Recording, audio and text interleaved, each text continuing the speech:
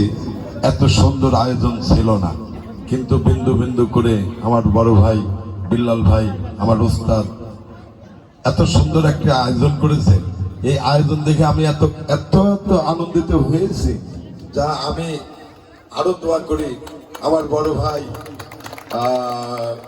নাম ধরে বলা আসলে কেমন হয়, বড় ভাই বিল্লাল ভাই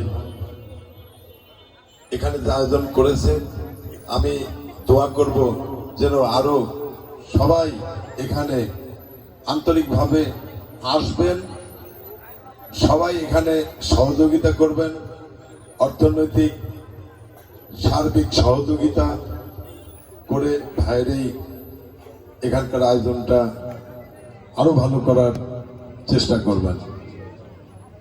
আমি আরো কিছু কথা বলতে চাই, সেটা হলো সামনে বসার জায়গা আছে, আমার ছোট ভাই বড় ভাই যারা রাস্তায় দাঁড়িয়ে আছেন, রাস্তাটা বন্ধ না করে আপনারা সামনে বসলে দেখতে অনেক সুন্দর লাগবে।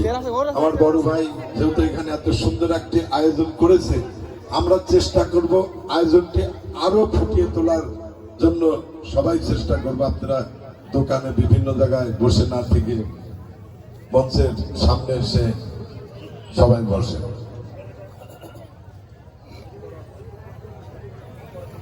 আমার ভাতিজা শাহিন খলিফা অনেক কথাই বলেছে, পরিচয় পর্বটা দিতে গেলে সময় লস হয়ে যাবে, এই জন্য আমি আর বেশি কথা বলবো না।